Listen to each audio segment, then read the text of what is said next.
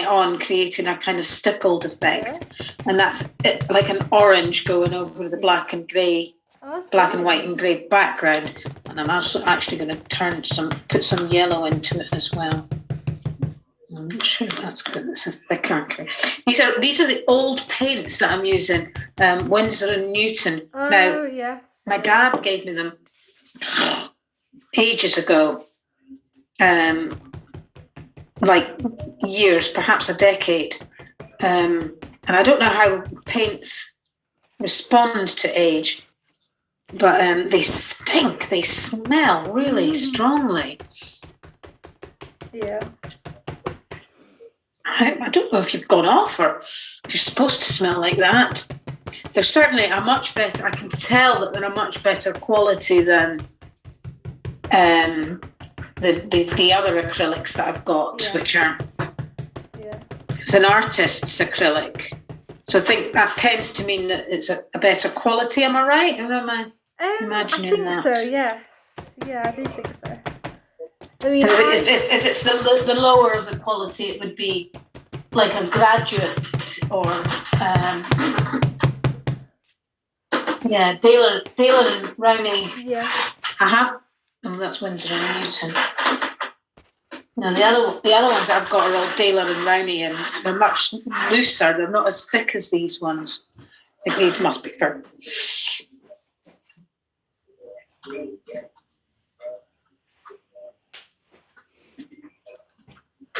I think I'm going to get some brown paper out now as well. I did quite like the effects that I created on one of them about 2 weeks ago. So I'm going to have a go again and see what I can do. I think we were talking about the idea of monochrome and black and white and the fact that I always use colour. So using black and white based paints is actually a change.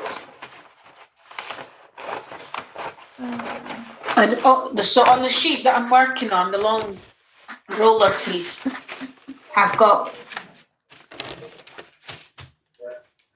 browns, 2 shades of brown in the first set of markings with black.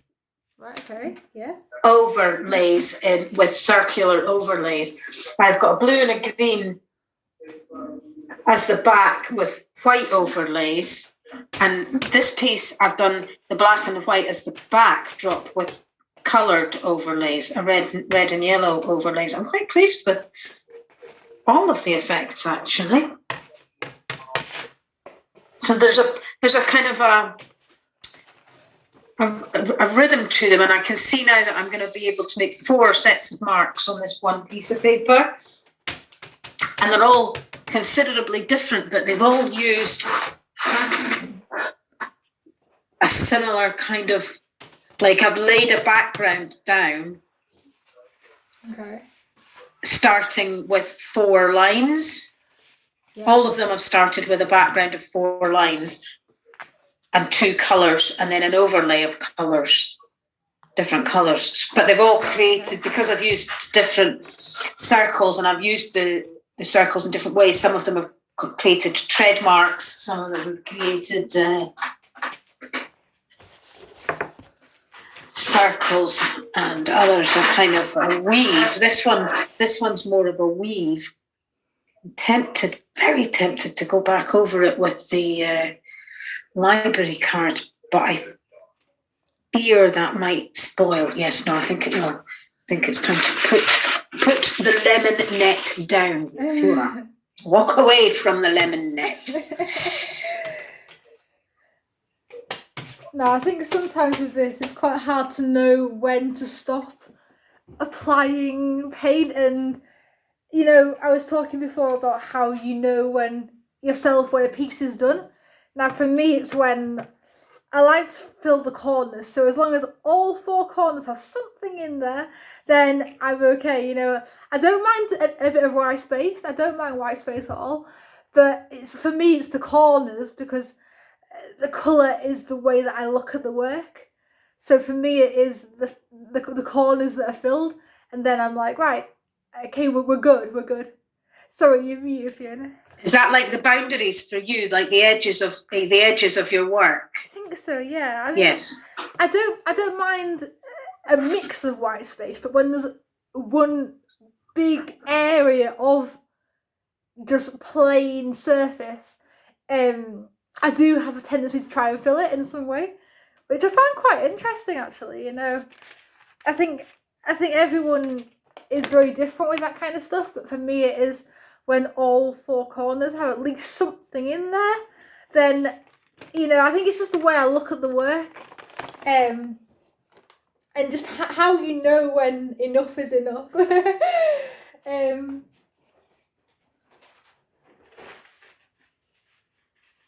Holly, come back with that monochrome piece. Have a look at that. Oh yes. Yeah, so it's just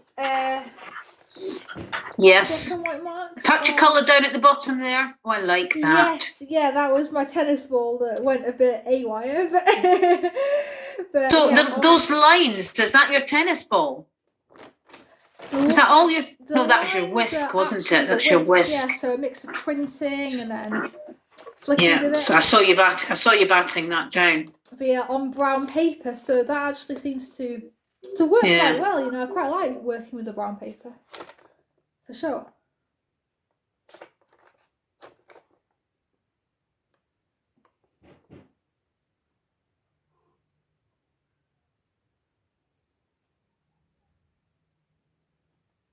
I'm muted. I'm saying I like the wee blue bit at the bottom. Yes, yeah. Just sets off. Was that deliberate or was that like... That was an accident. That was totally accidental, but it was an accident. Sorry, I don't know if you heard me, Fiona. Yeah, totally accidental, but I think it works quite well. Very, very serendipitous, and I like it that it's just after you were talking about your corners being full. It's like properly in a corner. Yeah. Oh yeah. Now I might have a go actually at doing another one actually. I quite like as well using blues, purples, and greens. I'm getting into my kind of ocean kind of colours. Using white and using bubble wrap. So I think I might do some of that as well.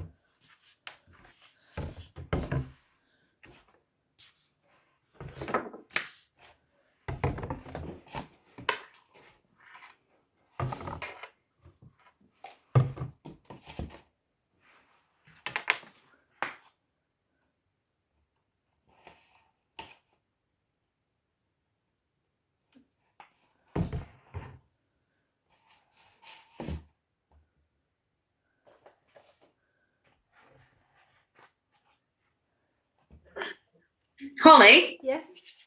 what's the name of the artist that you are exploring as part of your coursework? You wrote it down in the chat last week. Oh. I wrote it down and then I lost it. I didn't want to do that. Oh, do you mean the drip painting artist? Yes, I think it was. Ian Davenport.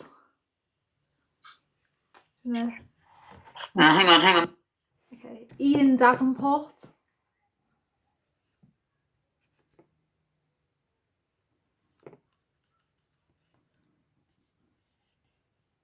Yeah.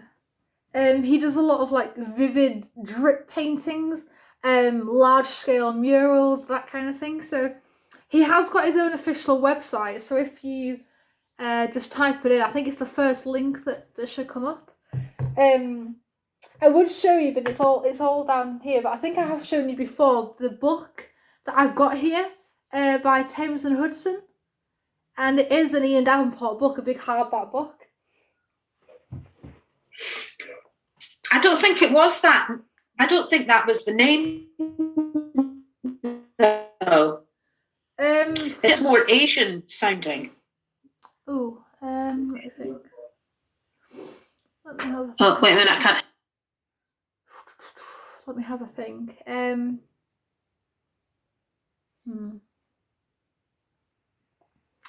I'm not too sure who we were talking about. Let me have a think.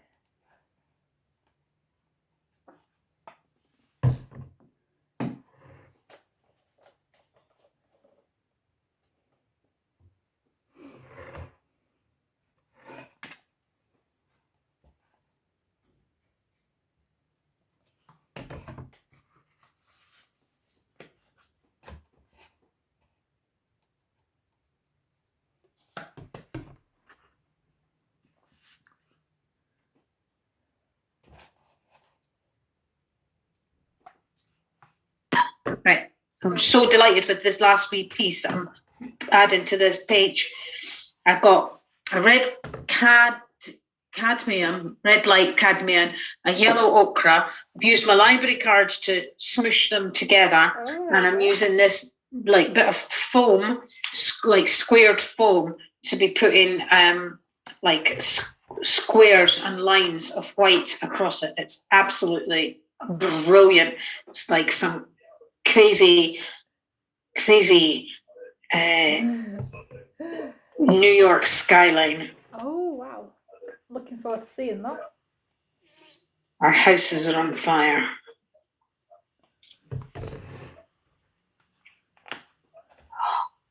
Squash.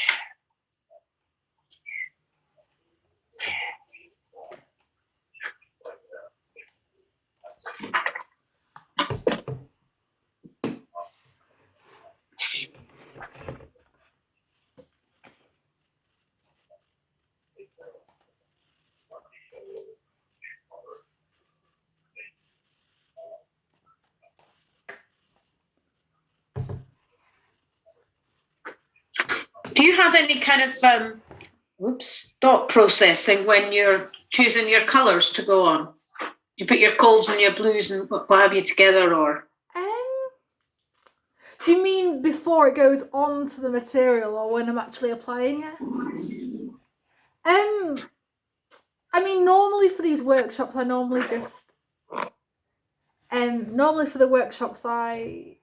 lay them out into a kind of rainbow sequence, if you like. In terms of applying them to the page, though, I tend to go with a lot of warm and then cold colours, and I kind of have my sections of colours that I would then separate them into, like categories. I do like using a lot of white though with colour as well, creating a lot of pastel tones. I do like that. But in terms of the colours that actually go on,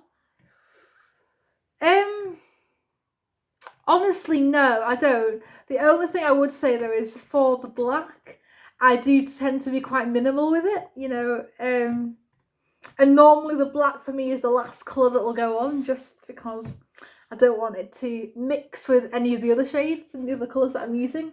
But in terms of a set selection of colours that go onto the page. Not really. I mean, I normally have like each piece is an experiment, and I always have an idea of what I want to do on there, and then I'll just quickly get the colours that best suit it. In terms of thinking about the colours in depth, honestly, no, I don't. It is a fairly quick process for me. But I do have my selection of colours out on the table to start with. Kind of all grouped up into, warms, kind of cool colours, ocean colours. So I've got some sort of idea, I guess, to an extent, in terms of the groupings, but as for what goes on, no, honestly, no, I don't. Sorry, you're muted here. Sometimes I think about the colours, and today, actually, you just said, I get the colours out. My acrylics sit in an old Coldplay kind of bag, Okay. and I've got 2, 4, 6, 8, 10, 12, 14, 16, 18, 20 or so colours. I meant to use the gold and silver today. Anyway, usually they're in the bag and I root around for the colour that I'm looking for. Okay.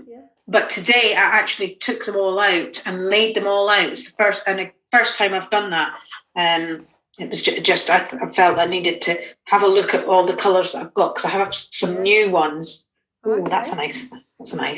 I have some new colours, and I thought, right, let's see what I've got, what I've doubled up on, and what I can use. So today I was all about the chosen colours before I'd even started. I was going to use these old ones and see what I could do with them. And no, I'm pretty pleased with that, actually.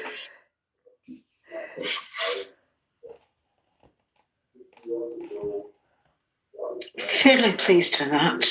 And I don't know if I need to do anything else. I might. I've got a set of printing blocks. Yeah. Okay. Numbers and letters and some little icons, and a set of some printing pads. And I haven't used them for ages. And I might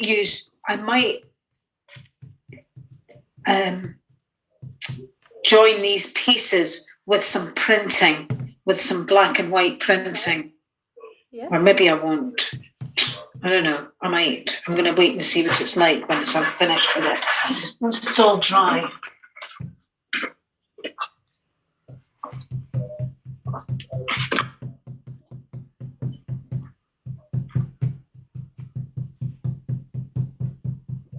I'm going to photograph it just now to see if I can't send it to you just now, actually.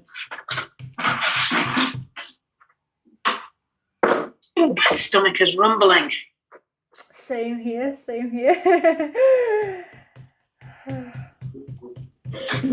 What have you got planned for your lunch today then, Fiona? Here.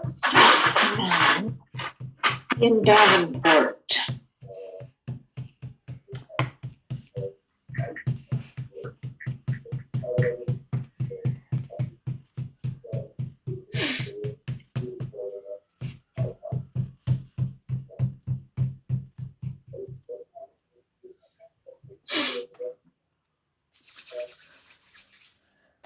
Ah, I can see where you're getting all your stripes from as well then. Uh-huh.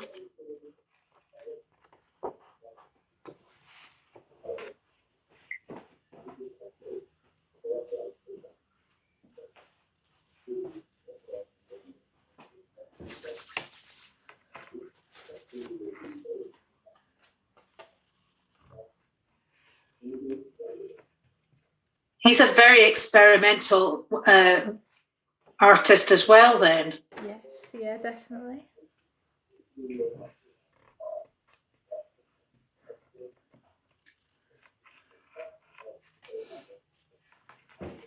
Now, did he not have an installation at Jupiter Artland one year? I am not too sure. I think I think I've seen his work, Holly.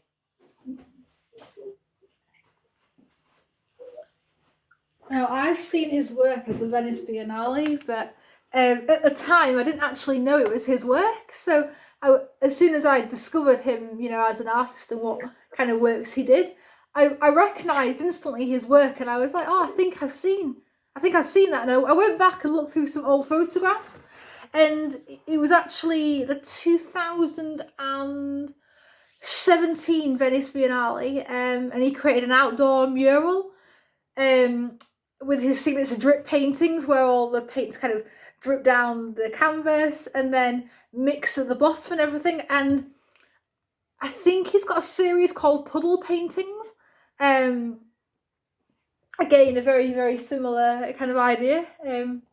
But yeah, no, have a look at some of his work, because he's a really, really, really good artist. Really good, an experimental artist to look at for sure.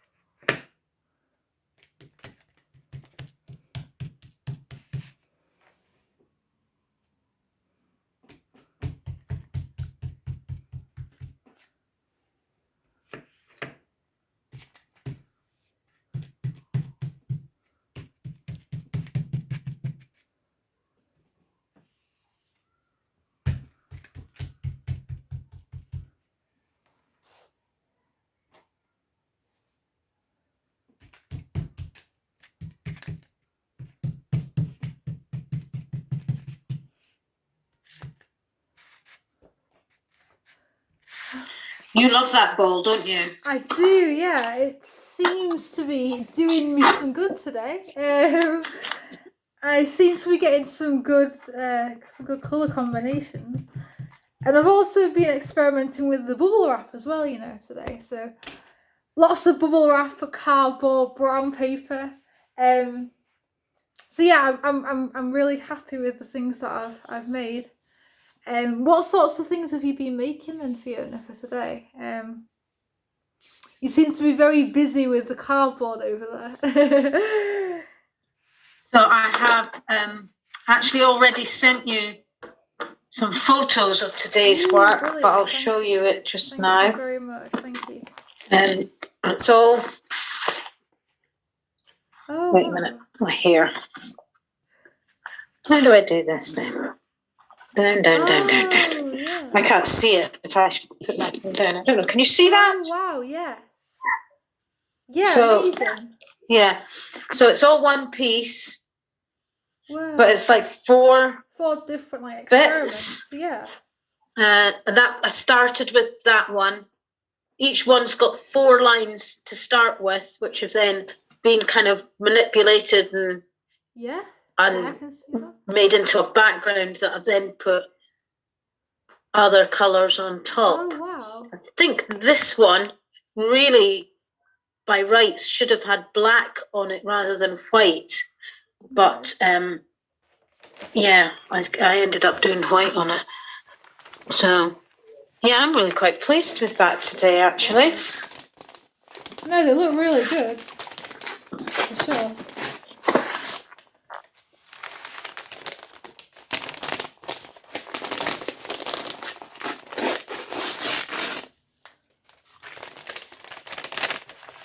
What sorts of things are you working on now then? So now I am going to be using up the last wee bits of paint, I think.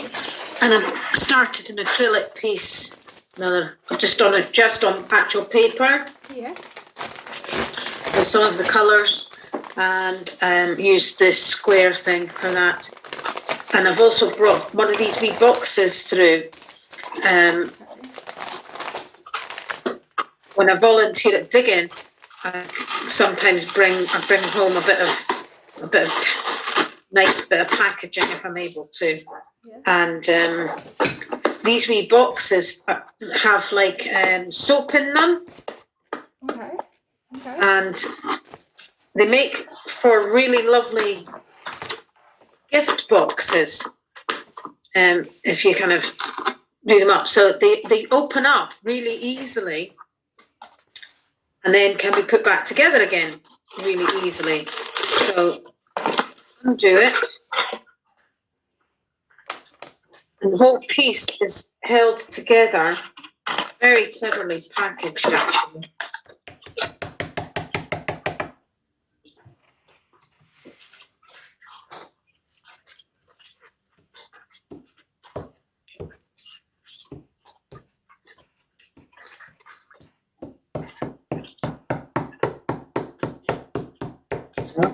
The whole piece is held together just by a couple of glue dots. Okay. I can just unpick. Damage it in the process. Can you come out? Are you coming out? Well, this one's holding on pretty tightly actually. I think I'm going to get a scalpel.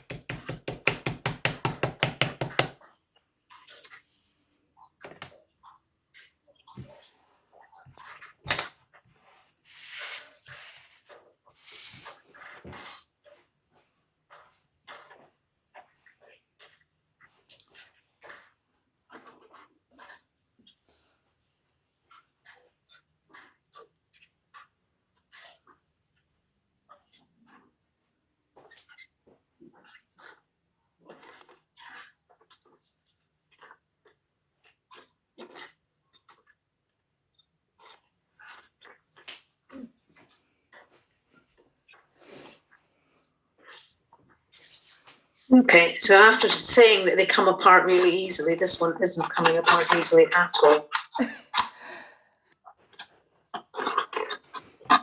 I think this afternoon I'm going to have some sort of materials sort out, I think. Ripped it.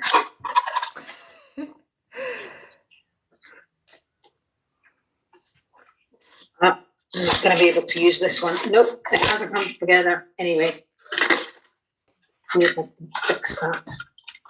Bandage that one up. Annoying.